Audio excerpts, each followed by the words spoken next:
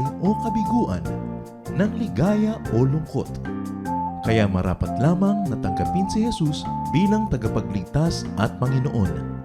At matapos yun ay panariwain ang katapatan at paglapit sa Kanya bawat araw o day by day. Ang day by day ay naglalayong umalalay sa pang-araw-araw na pamumuhay. Narito po si Kuya Ed Lapis sa mensaheng pinamagatang When bad things happen to good people.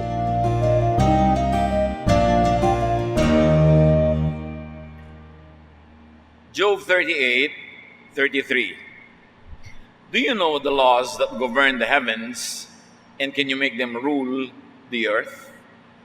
Tanong yan ng Panginoong Diyos kay Job nung si Job mismo ay nagalinlangan at nagtanong sa Panginoon kung bakit maraming dilubyong dumating sa kanyang buhay. Nagkaroon sila ng tanungan at sagutan dahil sa nangyaring masasaklap na bagay sa buhay ni Job na nagbunsod upang siya ay magtanong sa Diyos. When bad things happen to good people. Maraming mabubuting tao ang kuminsan ay dinadalaw ng salot at mga hirap sa buhay. Maraming mabubuting tao ang nagkakaroon ng mga malagim na karanasan, kuminsan ay bloody death, painful death, and people ask, why do bad things happen to good people? Panginoon naming Diyos, papagliwanagan niyo po ang aming isip. Turuan niyo po kami ng inyong mga malalalim at matataas na karunungan. Payapain niyo po ang aming loob at sa mga kapatid na dumaranas ng mga hirap sa buhay, patibayin niyo ang aming pananalig at papagpaliwanagan niyo po kami. Kayo ang hinihiling namin maging tagapangaral, be our preacher, our teacher, our healer. We ask you, Father, to bless your people and lift up your name. In the name of Jesus we pray. Amen. Kung mailalagay sa isang tanong, ang mga tanong na ito, maradalas ay tayo natatanong ng ganito, why can some very terrible accidents, grave illnesses, horrible crimes, even tragic deaths, many bad things happen to or against very godly, good, and kind people, even morally upright religious leaders. Why do they happen to very, very good people? Why doesn't God intervene to prevent such things from happening? Marami kasing mga tao nag-iisip pag sila'y palasimba, palaaral ng salita ng Diyos, paladasal, palabigay sa mga mahihirap, mahilig mag-contribute sa mga pangangailangan ng spiritual activities, ay exempted na sila sa mga nangyayari sa maraming tao sa mundo. At maraming tao ay pinanghihinaan ng pananalig o kaya ay nagkakaroon pa ng rebellious spirit, nagtatampo sa Diyos. Pag may mga ganitong bagay na nangyayari, sa mga taong sa palagay nila ay hindi bagay na dapuan ng ganong mga uri ng hirap. And one answer that we keep repeating is that the purest law of God is the law of nature. God created nature and ordained natural laws to govern it. Bago pa man naging makalat ang balita, ang mga regulasyon, ang mga paniniwala na dapat mabuting bagay lang nangyayari sa mabubuting tao, na ang mga mabubuting gawa ay laging may gantimpalang kabutihan din mula sa langit. Bago pa yan umuso, ay nakalagay na sa lugar ang mga batas ng kalikasan dahil ang Diyos ang lumikha ng kalikasan. Kaya makikita natin ang mga uri ng batas na kanyang nilikha at makikita natin ang kanyang paninindigan sa mga bagay by looking at the laws of nature. Ang lahat ay may laws. Genesis 8:22, as long as the earth remains, there will be planting and harvest, cold and heat, winter and summer, day and night. Schedules are laws. Seasons. Jeremiah 13:23, can people change the color of their skin, or can a leopard remove its spots? There are set details in each creature, in every creation, There are set boundaries. There are laws that govern their life, their existence, and even their death. And natural law is above all man-made laws, including religious and moral law developed by religions over time, all of which came much, much later than creation. Napakatagal na may sangsinukob, may daigdig, may mga nilikha, bago na-develop ang mga religious institutions, religious beliefs, and moral laws that people think will always govern their lives. Genesis 4:26, as we can see, later, Seth had a son and named him Enosh. About this time, people started worshiping the Lord. So even prayer, worship, developed gradually. All the religious beliefs that were formalized, institutionalized, crystallized by religions, developed over time, over millennia, over centuries. And natural law has always been there before religion. Natural law has always been there from the beginning, in the beginning. Kaya marapat na maintindi natin ng mga nananampalataya at may mga religious beliefs yung basic natural law. Because God is the author of nature and natural law. And one of natural law's most basic principles is cause and effect. Ang bunga ay may pinagmulang ugat. Ang mga nangyayari ay bunga ng mga ibang pangyayari bago pa man nangyari yung nangyari. Galatians 6:7, you cannot fool God, so don't make a fool of yourself. You will harvest what you plant. So it's a basic law of nature. You harvest what you plant. You cannot and you should not harvest what you did not plant. Harvesting is the effect, planting is the cause. Tumubo ang halaman dahil mayroong butong nalagay sa tamang lupa, nadiligan ng tamang tubig, naarawan ng tamang dami ng araw, nagkaroon ng mga tamang elemento na iprotekta sa mga ibang maling elemento, bumunga, tumubo, lumaki. Cause, effect. So lahat ng effects may cause. Kuminsan, because of our lack of necessary wisdom, lack of knowledge, or outright ignorance, you see the effect, but you don't know the cause. Kaya nagkakaroon ng mga superstitious beliefs, nagkakaroon ng sari-saring pag-iimbento at panghuhula, nagkakaroon ng mga mito at mga alamat, kasi maraming mga bagay na naganap noong mga unang panahon nang hindi na unawaan ng mga ninuno. Ang ginagawa nila, iniimbento nila ang dahilan. Naghahanap sila ng mga kwento, nag-aapuhap sila na magpapaliwanag, bakit sumisikat ang araw, bakit lumiliwanag ang buwan, bakit nagkakaroon ng eclipse, bakit may bulkan, bakit ito pumuputok, bakit may high tide, may low tide. Hindi kasi nila alam pa noon. At sa pag-aapuhap nila ng dahilan, lumilikha sila ng mga alamat at mga mito na magbibigay sa kanila ng kasiyahan dahil at least nagkaroon sila ng alam na dahilan kung ba't may ganon. Bakit umuulan? Bakit may tagaraw? Bakit may mga seasons? Bakit ang tao ay namamatay? So may law of cause and effect. It's always best to know the cause so you will understand the effect, and that you could engineer the effect by engineering the cause. But there's also another basic natural law that many people are still to appreciate. It is the law of time and chance. What some people call good or bad luck, or the law of the illogical. Pag naiintindihan natin ang pinagmulan ng isang bunga, may logic, may reason, cause and effect. Pero may mga hindi tayo naiintindihan at yun ay itinacharge natin sa the law of the illogical, what Solomon calls the law of time and chance.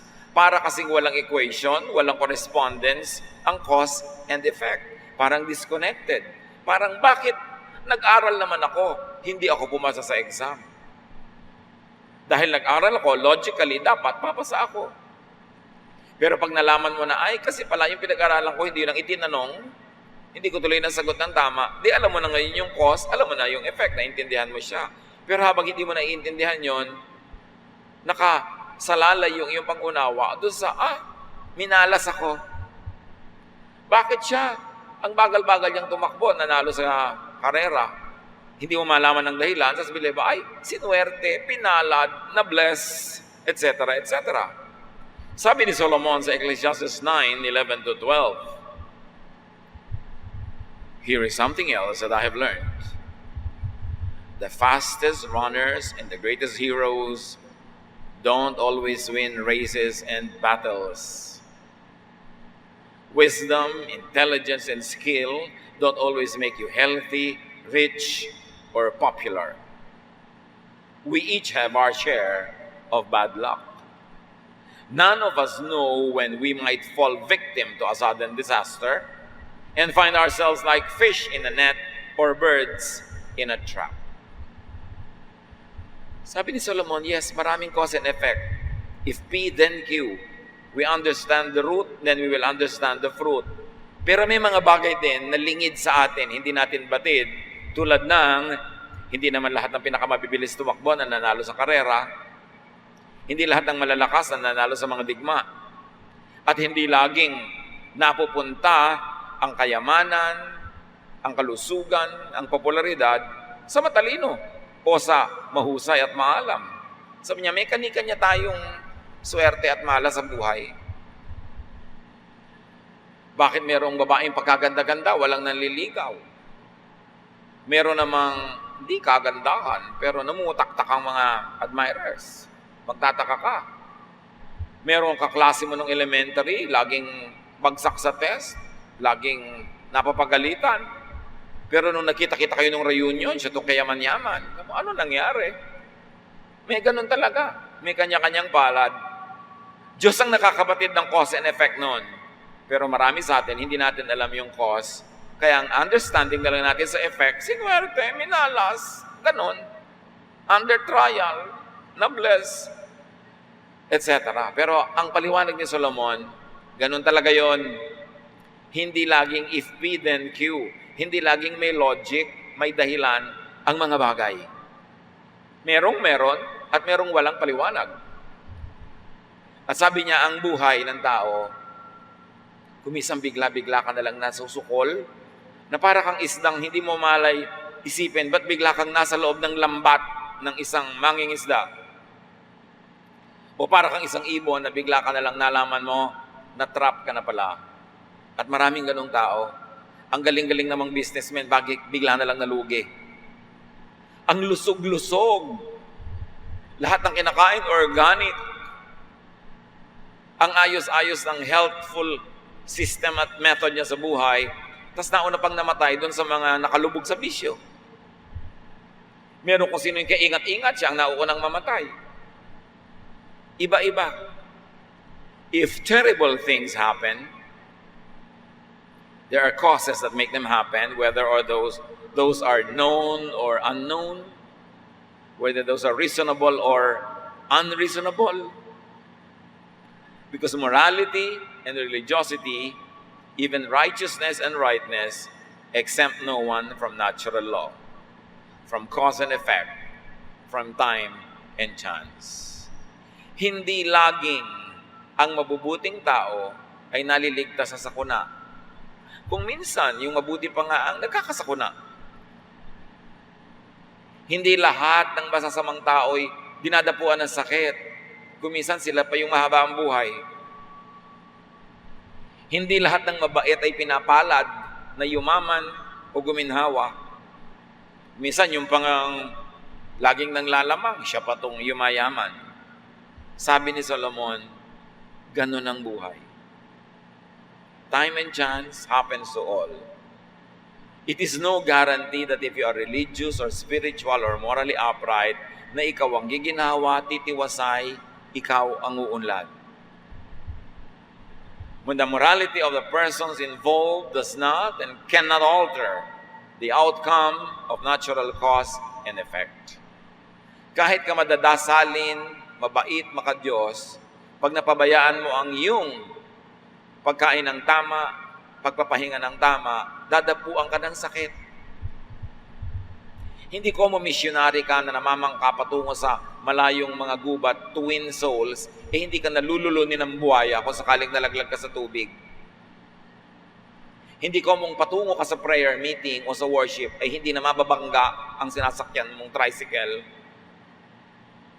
Time and chance happens to all. Dapat nating maunawa yan para hindi tayo nagtatampo sa Diyos. Kung sakaling dinadapuan tayo ng mga dagok ng buhay na sa tingin mo hindi mo deserve o dumadating sa iyong mahal sa buhay na tingin mo hindi siya bagay magkaganon. Meanwhile, kung may natural law, kahit ka pastor, hindi ka nag-ingat sa paghalakad sa hagdan, mahuhulog ka. Pwedeng mabali ang leg mo. Kahit ka napakabanal, kung ikaw ay natrap sa isang nag-aapoy na bahay at di ka nakalabas, ay igugupo ka ng apoy kahit ka maka-Diyos. Kasi may natural law. May apoy, hindi ka nakalabas, hindi masusunog ka. Nakasakay ka sa bangka na may butas, na puno ng tubig, hindi ka marunong lumangoy, lumubog sa gitna ng dagat, kahit pa ikaw ang pinakabadal na tao sa mundo, malulunod ka. Meanwhile, ano yung himala? Ano yung miracle? A miracle happens when natural law is suspended, bypassed, overruled, superseded, canceled, or aborted for the sake of a beneficiary or for sake of a teaching or a cause. Yun ang himala. Pag may cause, tapos hindi nangyari yung effect, lumubog ka na, yung sinasakyan mo, hindi ka marunong lumangoy, ano't yung iba'y nalunod, ikaw patong di ka ginsa-ginsa, ay nailigtas at humaba pa ang buhay, napaghimalaan ka. Ikaw tong sobra nang nagpabaya sa iyong katawan, dapat sana iginupo ka ng sakit, pero ikaw yung nakarecover, walang makita ang mga doktor na dahilan, napaghimalaan ka. When the law of nature, the law of cause and effect is suspended by divine power for a benefit of a person or a teaching or a cause, that is what we call a miracle. But a miracle is an exclusive divine prerogative. Ang Diyos lang ang nagtatakda. Kung magkakahimala, ibig sabihin ay isususpend ang law of nature. Hindi niya yun obligasyon at hindi yun para natin i-require sa Kanya. Romans 9:15, the Lord told Moses that He has pity and mercy on anyone He wants to. So niya, I will have mercy on whom I would like to have mercy. I will pity those whom I like to pity. It is exclusive to God. It is not our province. It is not within our rights nor privilege to ask for a miracle. It's totally dependent on the divine. God, the author of natural law, should not always be expected to suspend it to accommodate various, even sometimes conflicting, individual or personal human agenda. Na Lord, naghanda po kami ng anniversary ng church nyo. Church nyo po ito, di ba? Kayo po ang paparangalan namin, di po ba? Mananampalataya kami, di po ba? So please, huwag niyong paulanin. Nasa Diyos na yun. Pero anniversary ng church nyo, Hunyo. Bagyo month. Huwag ka naman humingi sa Diyos ng himala na huwag umulan habang kayo ay nagpipiesta o nagpapasalamat o nagpaparada. Ilipat mo na lang ang anniversary nyo sa February, hindi tagulan. O kaya, may anniversary kayo, magdala kayong kapote, payong, o magsuot na kayo ng mapaligo, para pag umulan, di umulan, kasi tagulan eh. Para hingin mo sa Diyos na huwag pa ulanin pag tagulan, spoiled ka naman. Meron pa magpapakasal, Pastor, gusto ko po maging June bride. Tag-ulan iha, ipag-pray niyo po na wag umulan. Sa loob-loob ko, mag-isa ka mag-pray. Tag-ulan, nag-iintay yung mga farmers ng ulan dahil tuyong-tuyo ang bukid. hihilingin ko sa Diyos na huwag umulan dahil lang gusto mo maging June bride. Ba't di mo gawing kapote ang trahe de boda mo? O magbikini ka? Gusto kasi garden wedding. Bakit mo babaligtarin yung likasan sa kalikasan para lamang sa kapritsyo mo? E di ko mag-adjust. Hindi ka pa ipinapanganak, tag-ulan na pag-June eh. Tapos gusto mong palitan. Merong mga sobrang magtrabaho, naglilingkod po ako sa Diyos, para po sa Diyos ang ginagawa ko, ni hindi na makakain, hindi na makapagpahinga. Kasi pag-pray niyo pong huwag ako magkasakit. Ay, bahala ka kung magkasakit ka dyan. Bakit kayo pag-pray na hindi ka magkasakit eh? Kinakain ka na ng mikrobyo. Ang hina-hina na ng baga mo, ng resistensya mo, dahil hindi ka nagpapahinga, hindi ka kumakain. Then I will ask God to suspend natural law. Why? Why don't you just obey natural law and have a healthful lifestyle? The author of natural law should not be expected to always think as humans would. Ay, di po ba missionary siya? Bakit naman nalunod? Ibig mo sabihin, yung mga hindi missionary pwedeng malunod. Hindi po ba prayerful siya? Bakit po nabundol ng trend? Iha, nasa riles siya noon. Oras ng pagdaan ng trend. Nagtagpo sila doon. Alangan mo yung trend ang matumba. Siyempre siya. Time and chance, hindi. Law of nature yan. Cause and effect. Meron ba? Naku, mauubos ang gasolina natin, mag-pray kayo. Ibig mo sabihin, magpe-pray ako na maglagyan ng Diyos ng gasolina yung tangke mo. Ba't di ka naglagay kanina? Yung iba tuloy, pag hindi na pagbigyan, nagtatampo sa Diyos. Nagagalit pa sa Diyos yung iba. Samantalang habang ikaw ay dinadago ka ng buhay, Diyos talaga ang pag-asa mo. Lalo ka dapat lumapit sa Diyos. Huwag ka magtampo. Kanino ka pupunta? Kay Satanas. Anong mapapala mo magtampo sa Diyos? At saka sasabihin pa ng iba, di po ba? Hindi pa siya tapos ng college, bakit namatay na? You mean to say, pagka-graduate, pwede nang mamatay. Naku, batang-bata pa po, namatay na. Eh, yung nanay mong matanda, okay na mamatay? Dahil yung batang-bata, bakit namatay? Ginagawa kasi natin yung ating reasoning, inililipat natin sa Diyos. Isaiah 55:8, the Lord says, my thoughts and my ways are not like yours. So kung sa katalinuhan mo na napaka-limited, hindi pa siya dapat mamatay, akong Diyos na nagbibigay ng buhay at nagtatakda ng kamatayan, ang nagpa siyang mamamatay na siya, marunong ka pa sa akin? Akong Diyos na nagmamahal higit kanino man, pumayag na siya yung magkasakit. Tapos ngayon, isusumbat-sumbat mo sa akin na bakit ko siya binigyan ng sakit. So, mas mabait ka. Mas mahal mo siya kaysa mahal ko siya. Ganun ba ang gusto mong palabasin? Kuminsan, ganun na nagiging bunga ng ating mga sobrang pakikialam sa Diyos. The author of life should not be questioned on what is and what gets allowed to happen in creation. Para tayong mas marunong, mas mabait, at mas sensible. Sa Isaiah 45:9-11, ang linaw ng sinabi ng Diyos, you have no right to argue with your Creator. You are merely a clay pot, shaped by a potter. The clay doesn't ask, why did you make me this way? Why, where are the handles?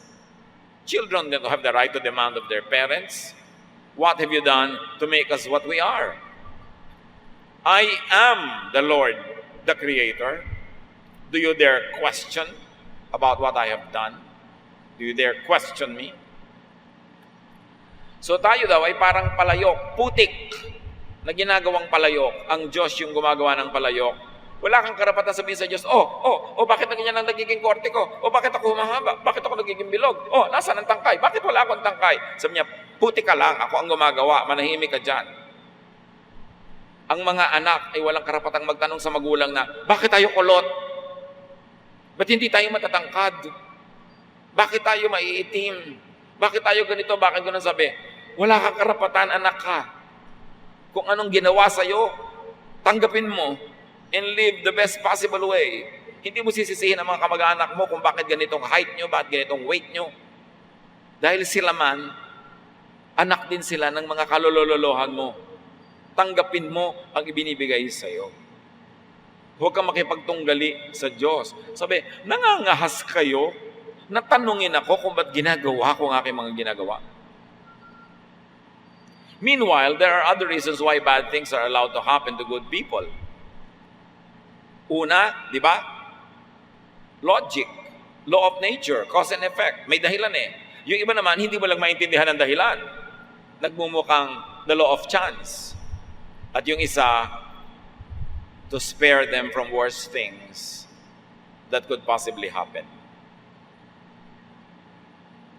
Kung nakapwesto ang isang tao sa mas malaki pang mga sakuna at trahedya, minsan ay pinapayagan na siyang Panginoon na gumraduate sa kabilang buhay dahil higit ang magiging pagdurusa kung itutuloy pa ang buhay dito sa mundo. So pasalamat ka nangyari yung bad. Kasi kung hindi pala, ang mangyayari sa kanya yung worse o yung worst. Meron pa, naku, kung kailan pa po yan naging madadasalin tsaka nasunugan ng bahay. Bakit po ganon? Naging madasalin na nga siya, nasunugan pa ng bahay. Umatyan na nga ng Bible study, nalugi pa sa negosyo. Kung kailan naman lumapit sa Diyos at saka napariwara yung mga anak. Aba, kung hindi siya lumapit sa Diyos, hindi siya naging madadasalin at hindi siya napahilig sa salita ng Diyos, baka worse pa yung nangyari. Ang totoo niyan, ang nakikita mo lang yung bad, hindi mo alam yung the possible worse that could happen. Na nagkaroon pa ng control ng kamay ng Diyos ang naganap sa kanya dahil nga sinasabi mong siya ay naging makadiyos. Huwag mong sisihin ang pagiging makadiyos niya at may nangyari sa kanyang ganyan. Ang isipin mo, kung hindi siya lumapit sa Diyos, malamang mas malala pa yan. Dahil alangan naman na dahil lumapit siya sa Diyos, ipinahamak siya ng Diyos. Yun ang walang logic. Isaiah 57, 1-2, God's faithful people are dragged off and killed, and no one even cares.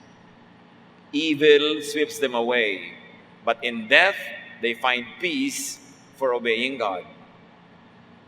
The New International Version says it this way: the righteous perish, and no one takes it to heart. The devout are taken away, and no one understands that the righteous are taken away to be spared from evil. Those who walk uprightly enter into peace.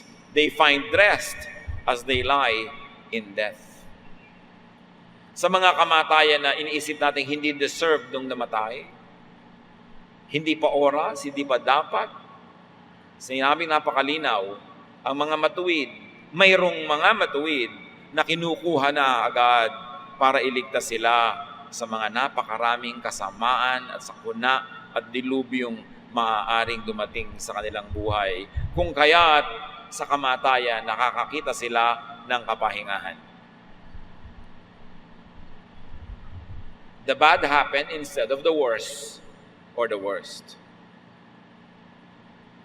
Nakikita natin kuminsan yan, yung mga sobrang nasasaktan ng katawan, ang lubha-lubha ng sakit, humahalinghing, dumadaing, umiiyak magdamag, maghapon dahil sa sakit. Dalangin ng may katawan, kunin na siya ng Diyos. At kumisan dalangin na rin ng mga mauulilang, kunin na ng Panginoon dahil hindi nila matiis makikita naghihirap. And in that case, it's only death which is their way out of pain and suffering. And the Bible is clear. There are moments when death is the recourse to save the righteous from horrible disasters that could await them should their lives be lengthened or allowed to prolong. Ang kailangan natin ay lubos na pagtitiwala sa Diyos.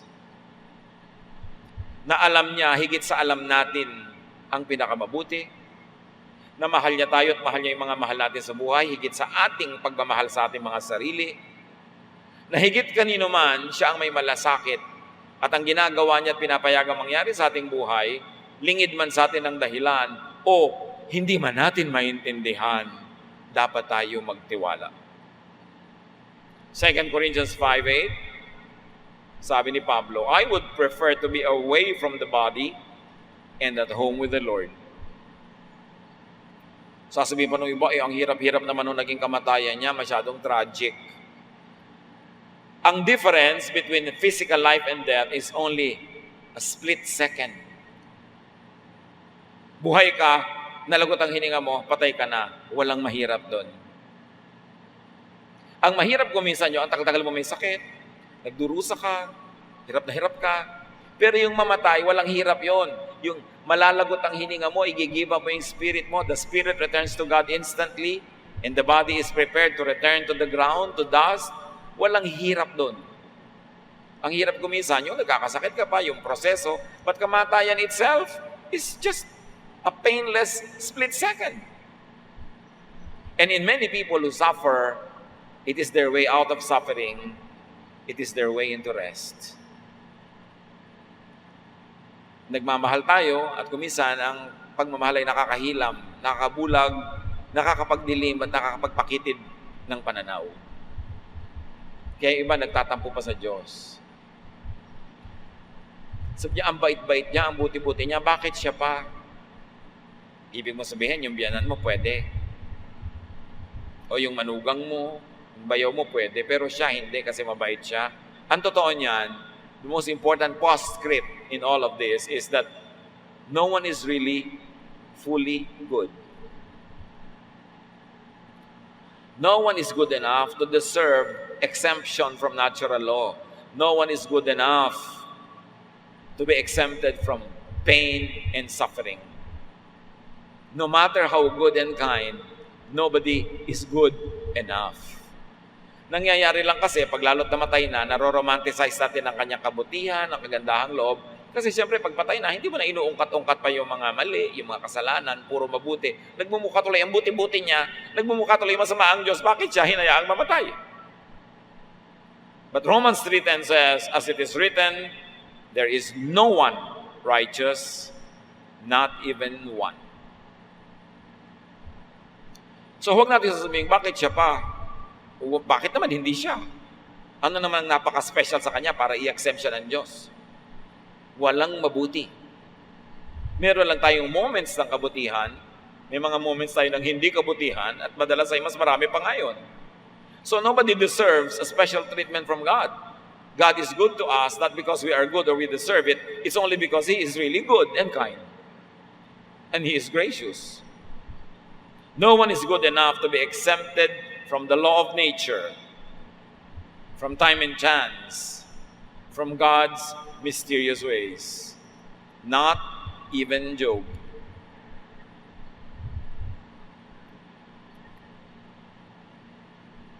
Kilala natin itong lalaking ito, si Job. Napakabuti niya. Napaka-godly. Halos perfect na sa tingin ng tao. Pati ang Diyos has nothing but praises for Job. Pinayagan ng Diyos na siya'y dumaan sa pagsubok. Namatay ang lahat ng kanyang anak sa isang iglap. Isipin ninyo kung gaano kasakit yon. Hindi isa, lahat. Sabay-sabay, gumuho yung bahay na batong kanilang pinagdadausan ng kanilang pagdiriwang at nangamatay silang lahat. Sa isang iglap, ang lahat ng kanyang kayamanan ay nalipol, nanakaw ang kanyang mga hayop na inaalagaan, nasunog ang kanyang mga bukid, naghirap siyang parang daga. At hindi lang yon, nabalot pa ng kutakot-takot na sakit ang kanyang katawan, nagnanak-nak, nagdurugo, ang kati-kati.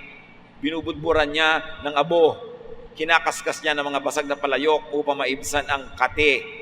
At nadagdagan pa na yung asawa niya, nag sa kanya, sabi sa kanya, are you still praising God? Why don't you curse God and die? Talagang pasan niya ang daigdig. At nagtanong sa Diyos, bakit naman? At sinagot siya ng Diyos. Job 38, 1-4, and so on.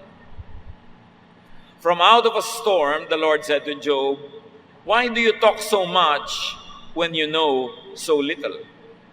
Now get ready to face me. Can you answer the questions I ask? How did I lay the foundation for the earth? Were you there? Tanungin ka ba naman, Diyos, nung nilikha ko ba ang mundo, nandito ka na? Wala pa po. Eh, ba't ang lakas ng loob mong magtanong? Job 38:12, did you ever tell the sun to rise and did it obey? Sa hinaba-haba ng buhay mo, nautusan mo na ba ang araw na sumikat? At sinusunod ka ba niya? Halimbawa, nagising ka ng alas 3 ng umaga, gusto mo na magbukid. Sabi mo, araw, sumikat ka na. Sinunod ka na ba kahit kailan? Job 38:17, have you seen the gate of the world of the dead? The obvious answer is no. Can you arrange the stars in groups? Kaya mo bang tumpok-tumpokin ang mga bituin sa langit? Tulad ng ginagawa ko, yung mga zodiac signs na yan, tumpok-tumpok. Do you control the stars or set in place the Big Dipper and the Little Dipper? Do you know the laws that govern the heavens? And can you make them rule the earth? Lahat ng sagot, no. I am the Lord all-powerful, sabi ng Diyos. But you have argued that I am wrong. Now you must answer me. Job said to the Lord, who am I to answer you? I did speak once or twice, but never again. Then out of the storm, the Lord said to Job, face me and answer the questions I ask. Gusto mo magtuos tayo, magbilangan?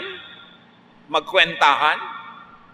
Dahil may mga tao nagkukwenta sa Diyos, Lord, ako po ang donate ng donate, bakit naman hindi pa ako yumaman, hindi pa ako ang nakakuha ng contract, ako itong palabigay. Ang bait-bait ko, bakit may nangyari sa akin ganito? Ako ang nagsiserve sa iyo sa church, ako ang nagmi-mission, bakit ako pa ang magkakasakit o ang mahal ko sa buhay? Gusto niyo makipagtuusan sa Diyos? Sabi niya sa verse 8, are you trying to prove that you're innocent by accusing me of injustice? So sa pagpapabuti mo sa iyong sarili, ako pinapasama mo? Sa pagsisikap mong patunayan na hindi mo deserve ang nangyayari sa iyo, ibig sabihin, mali ako? Do you have a powerful arm and a thundering voice that compare with mine? If so, then surround yourself with glory and majesty. Show your furious anger. Throw down and crush all who are proud and evil. Wrap them in grave clothes and bury them together in the dusty soil. Ang galing-galing mo pala. Bakit hindi mo palabasin ang iyong kaluwalhatian, ang iyong gloria, at patayin mo lahat ng masasamang tao at ilibing mo sa alikabok? Patunayan mong kaya mo yan. Do this. And I will agree that you have won this argument. I created both you and the hippopotamus. Anong akala mo? Special na special ka na? Ikaw at ang hippopotamus, pareho ka lang nilikha. Ikaw at ang tutubi, ikaw at ang langgam, ikaw at ang bulate. Nilikha ko lang kayong pare-pareho. The hippopotamus eats only grass like an ox. But look at the mighty muscles in its body and legs. Its tail is like a cedar tree, and its thighs are thick. The bones in its legs are like bronze or iron. I made it more powerful than any other creature, yet I am stronger still. Sabi niya, ikaw, lahat ng nilikha, pare-pareho kayo nilikha. Anong karapatan mong tanong-tanungin ako, usig-usigin ako, magtanim-tanim ng sama ng loob, magalit sa akin? I am above creation. Yun lang naman ang underlying statement. I am above you, I am above your questions, and your very personal, sometimes very selfish demands. Job 42, 1-6, naliwanagan ng Job, natauhan. Kasi kung minsan, kung tayo mabait, marunong, matulungin, mapaglingkod, kumakaarte na tayo, parang may karapatan na tayo talagang mag-demand sa Diyos. Job said, no one can oppose you because you have the power to do what you want. You ask why I talk so much when I know so little. I have talked about things that are far beyond my understanding. You told me to listen and answer your questions. I heard about you from others. Now, I have seen you with my own eyes. That is why I hate myself and sit here in dust and ashes to show my sorrow. So sabi ni Job, sorry naman po. Medyo nalibang lang, nakalimot. Lumampas ako sa dapat kong kalagyan. Sumobra ako. Kaya itutuwid ko ang aking sarili and I will show you how sorry I am. Isa lang ang tinutumbok ng lahat ng mga ito, mga kapatid. Trust God in whatever situation. Mahal mo ang sarili mo, pero mas mahal ka ng Diyos kaysa mahal mo ang sarili mo. Mahal mo ang mga mahal mo sa buhay, pero mas mahal sila ng Diyos kaysa mahal mo sila. May alam tayo, pero wala yon compared sa alam ng Diyos. May malasakit tayo sa ating kapwa, higit namang may malasakit ang Diyos. Gusto natin mabuti at maganda ang mangyari sa kanila, higit namang ang Diyos ay nagkakagustong mabuti at maganda ang mangyari sa ating kapwa. Pero maraming bagay na lingid sa atin. What we know is little, what we do not know is immense.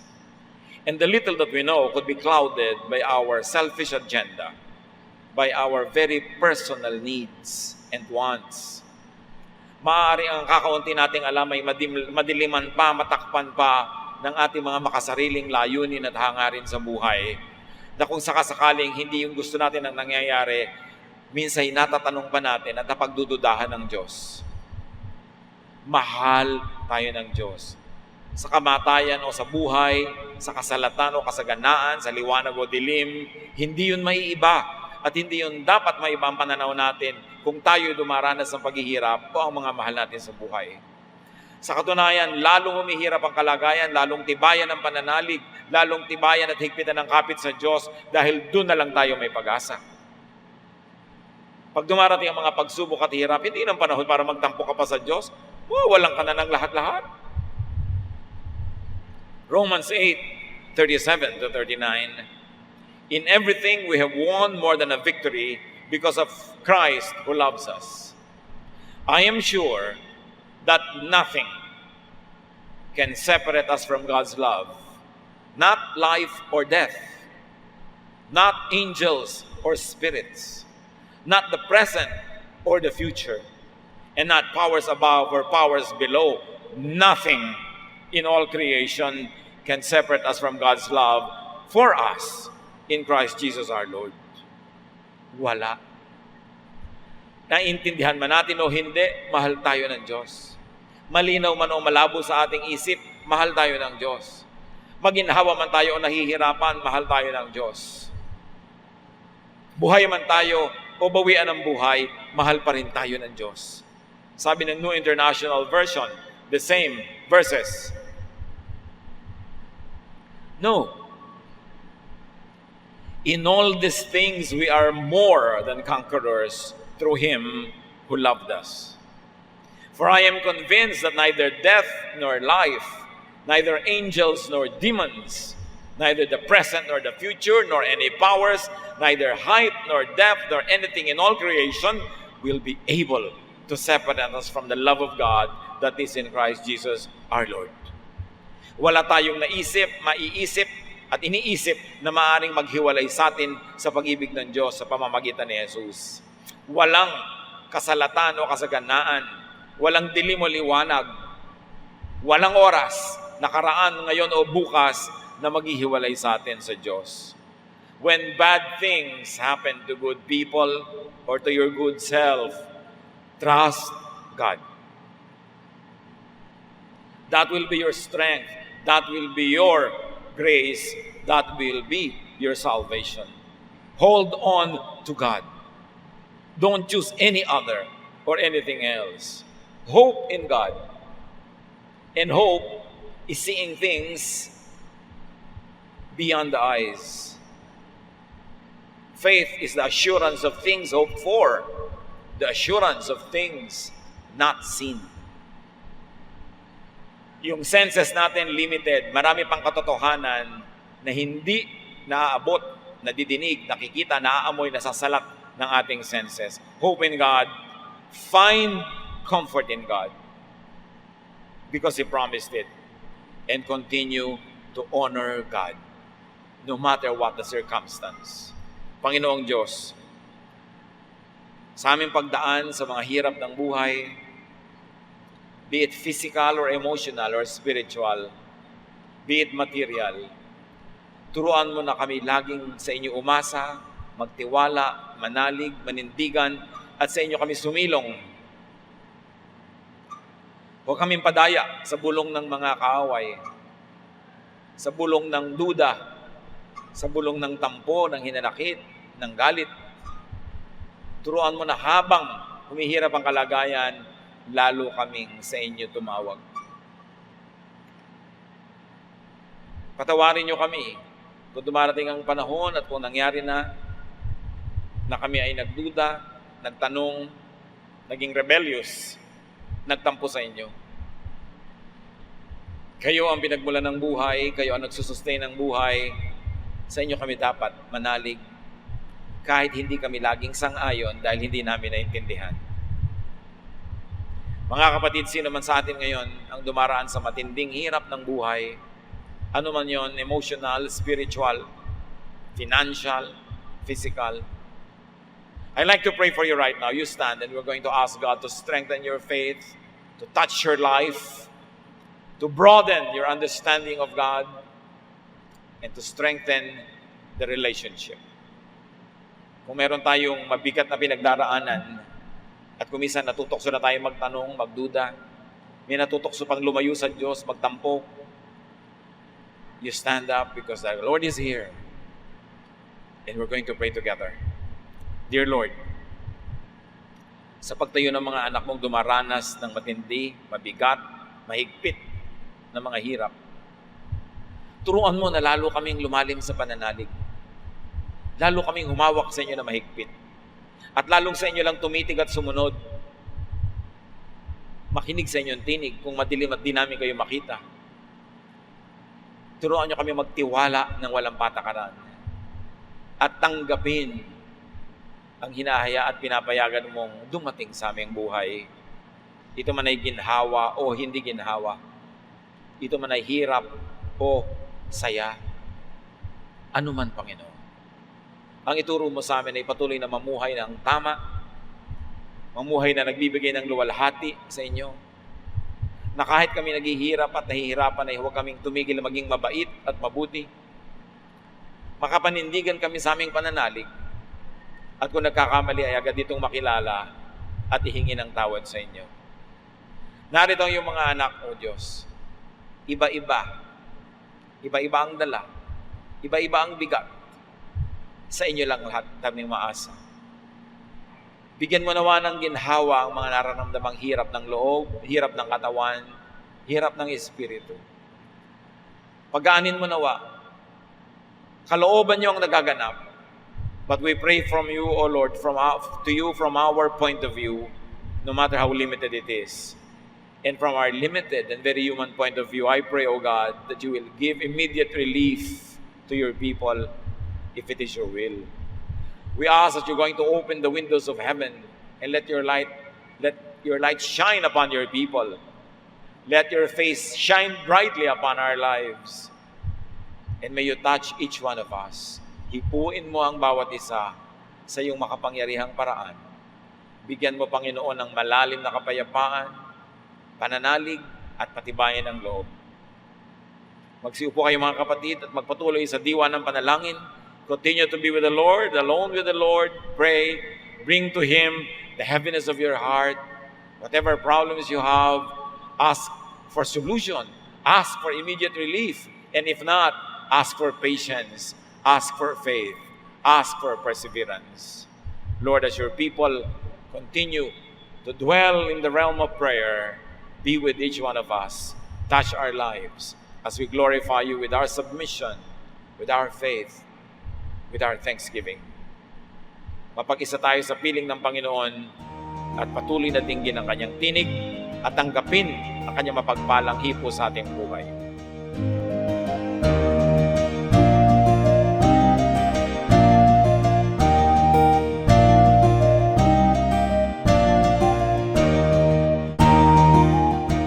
Ang katatapos pong mensahe ni Kuya Ed Lapis ay pinamagatang When bad things happen to good people.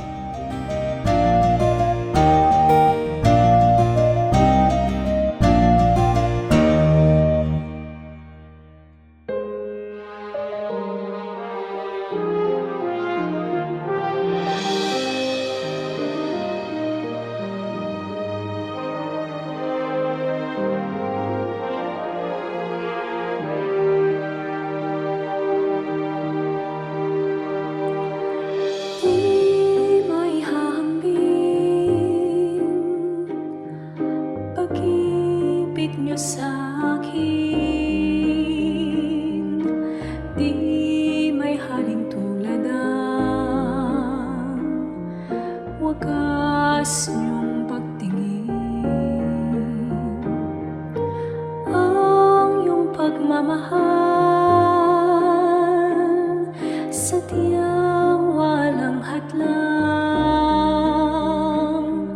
wala sa kalagayan at katayuan. Hawak niyo aking kamay sa tuwing nanananglahay at sa tuwing magkamali. Walang hanggang pagpapatawad niyo sa'kin.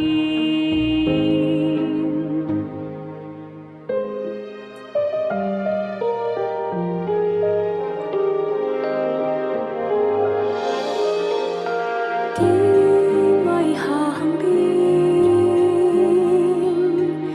pag-ibig niyo sa'kin. Di may halong tulad ang wagas niyong pagtingin. Ang iyong pagmamahal, sadyang walang hadlang, wala sa kalagayan at katayuan.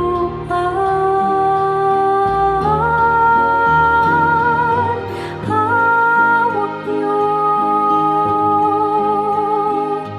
aking kamay sa tuwing nanananglahay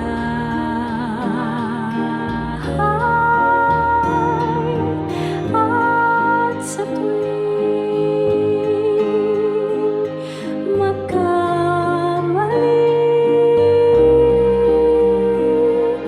Walang hanggang pagpapatawad niyo sa'kin. Sadyang di mapigil ang kabutihan niyo, kahit tumigil pag-ikot ng mundo. Sa'king kahinaan di magbabago. Pag-ibig niyo sa'kin laging naririto.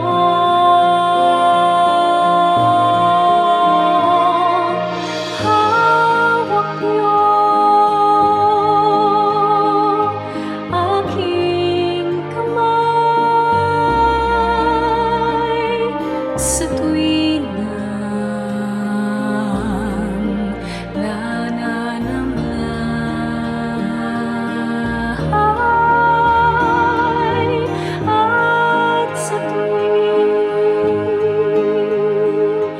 magkamali. Walang hanggang pagpapatawad niyo sa'kin. Hawak niyo aking kamay sa tuwing nanananglahay at sa tuwing magkamali. Walang hanggang pagpapatawad niyo sa'kin.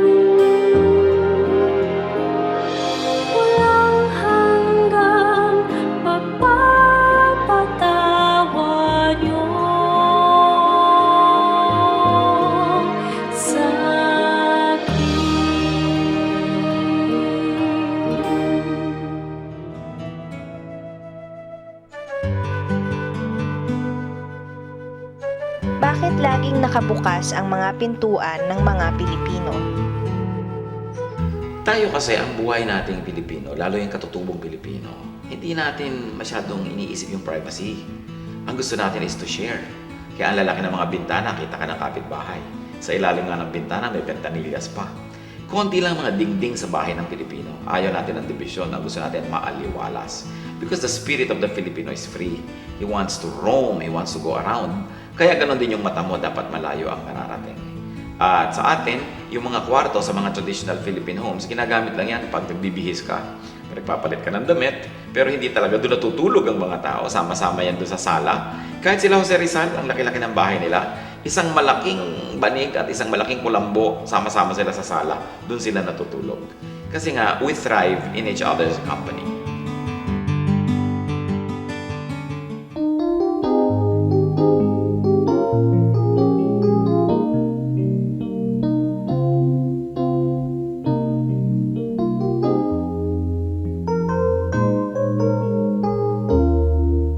Nang ang buhay ko nooy laging nangangamba, ang pagluhay di ko kaya at walang patutuhan. O Jesus, nang ikaw nga ang makilala ko, ang lahat iyong pinanatag, ang lahat inayos mo. Kapayapaan na nagmumula sa'yo, naranasan ko dito sa buhay ko. Kapayapaan nun pa may hinihintay, aking Panginoon sa aking buhay.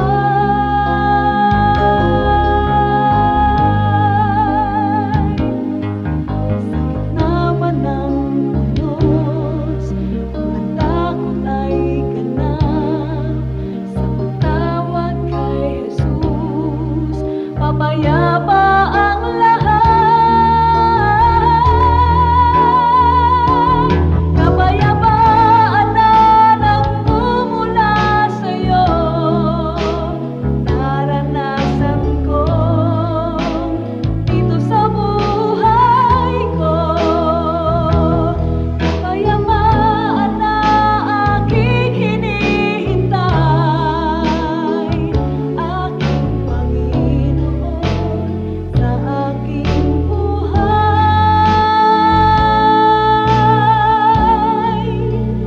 sa aking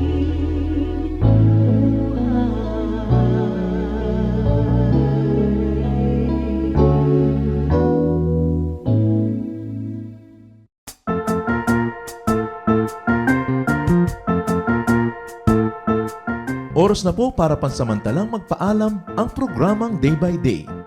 Tayo po'y magsama-sama tuwing ika-6 hanggang ika-7 ng umaga, araw-araw. Magandang umaga po at mabuhay ang Panginoong Hesus!